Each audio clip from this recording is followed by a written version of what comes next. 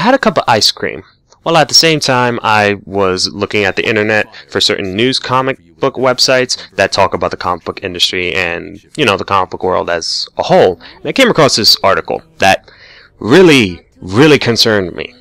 And yes, it's of course about DC Comics. Though this is not a rant, or at least I don't want it to be a rant. This is more of sharing my thoughts and my huge concerns I have with what I read in that article. Now, I'm going to post the article in the description below, but first, let me tell you two things. One, I want you guys to watch this video first. Now, and second, if you do watch this video and then go to the website, actually if you just go to the website in general, I want you guys to read the first 2 paragraphs only, because if you read more, you're basically spoiling yourself, especially if you do not read comic book news. Because comic book news tend to tell you stuff that spoils certain stuff. Especially, let's say, character deaths, what's happening in the event, or what's going to happen in the future, and whatnot. If you do not want to hear that, do not read past the 2nd paragraph. Only read the first 2, and that's it. Just get out. Because if you do read past, you're basically spoiling yourself. If you're adventurous, if you're curious, go ahead, but you have been warned. But anyway, the article is basically saying that Forever Evil issue 7 and Nightwing issue 30 are being pushed back to May. This marks, I believe it's 5 comic books that are being pushed back to May. Now, that is really not the problem. The problem is, specifically, what comes out before Forever Evil issue 7, Nightwing issue 30, and the 3 other comic books that got pushed back in May.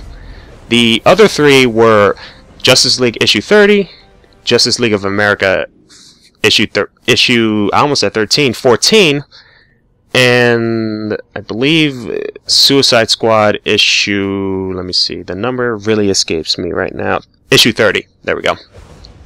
Those are the other 3 that got pushed back in May. Now, what hugely concerns me is Forever Evil. For those of you that do not know, DC is currently having an event called Forever Evil, and it involves the Justice League members' evil counterparts from Earth 3, I believe, coming in to the DC universe and basically wreaking havoc, and in a way taking over. Why does this concern me?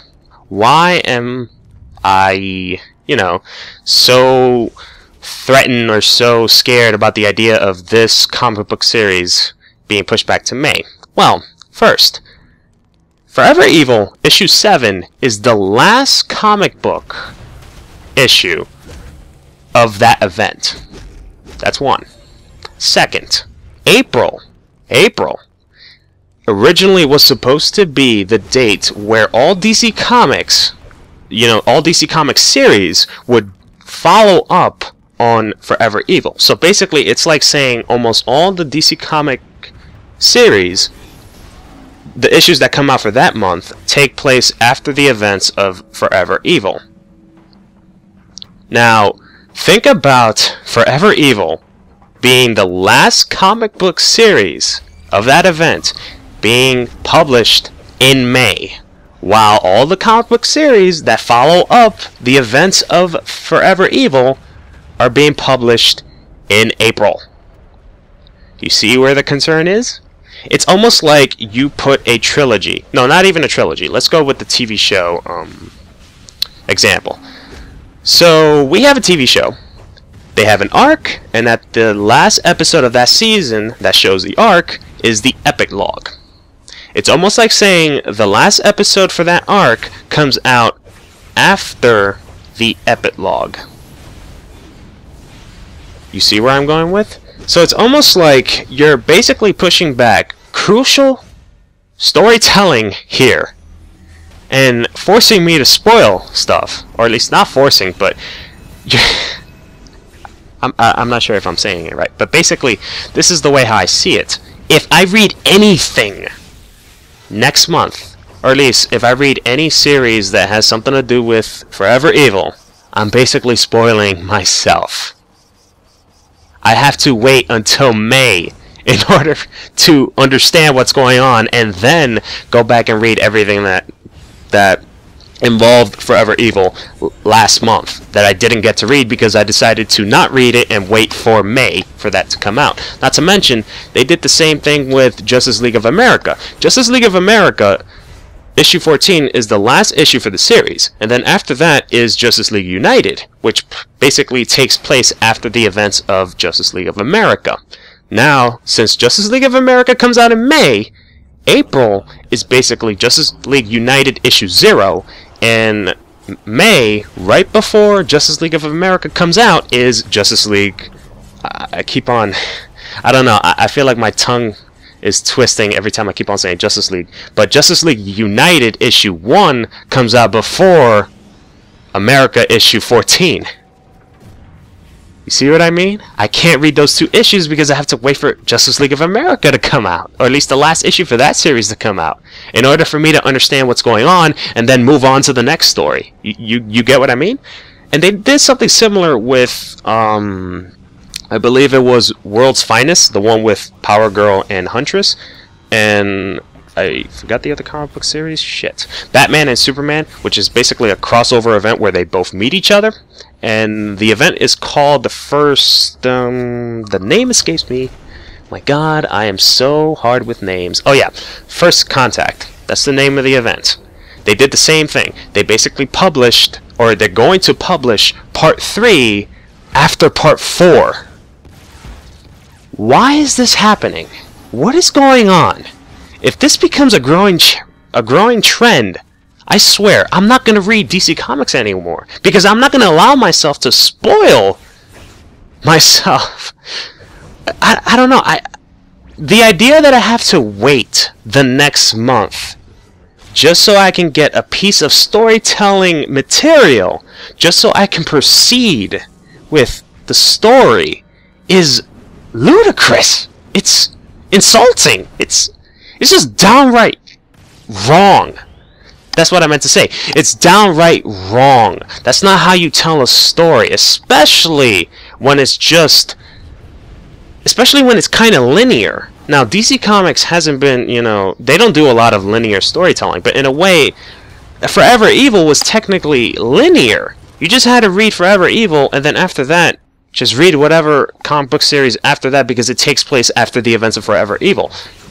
In a way, you would get lost if you haven't read the previous issues, but still, you kind of get the gist of it once you read Forever Evil and then, whatever comic book series comes out, because it mostly takes place after the events of Forever Evil. But no, they basically took a very important, crucial piece of storytelling and placed it at the end of the story. Wait. No, actually, this is the way how I see it. In April, they're shipping issues that follow up an event that hasn't even ended. That's basically how it is. Not to mention, what's even worse, the date that they chose, which was May 21, is the worst timing, because DC also has two weekly events. The first one is Batman Eternal, which comes out next month. The first 3 or 4 issues comes out that month. And another event called The New 52 Futures End, which is a 5-year event. Well, not 5-year. Hold on. Let's not say that. It's a weekly event, right?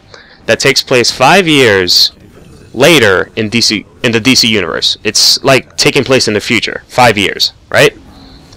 Also, this is an alternate timeline, or at least an alternate future, or a possible future. That's the way how they call it. So it's not the exact future, so you are allowed to read it if you want, not spoiling yourself or anything, so thank God. But anyway, we have those 2 weeklies coming out in April. I don't know, just this is a very dumb idea. A very, very dumb idea. The fact that DC is doing this twice scares me, because if this is really a growing trend, I'm gonna just leave. I hope Marvel has a chair for me, because that's where I'm gonna go. I'm gonna go to Marvel. It's just, I couldn't believe they did that.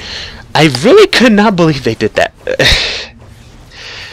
Have a month dedicated to following up an event that hasn't even ended.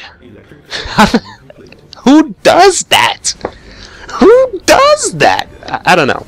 I don't know. What are your thoughts on this? I really want to see what you guys think about this. Is this good? Is this bad? Do you guys agree with what I'm saying? And basically, what would you have done?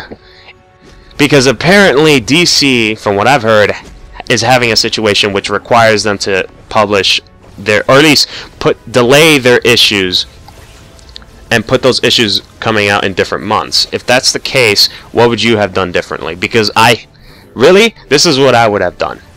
Every single comic book issue that does not have anything to do with Forever Evil should be on the regular schedule. It's going to come out in April. You don't have to worry about that.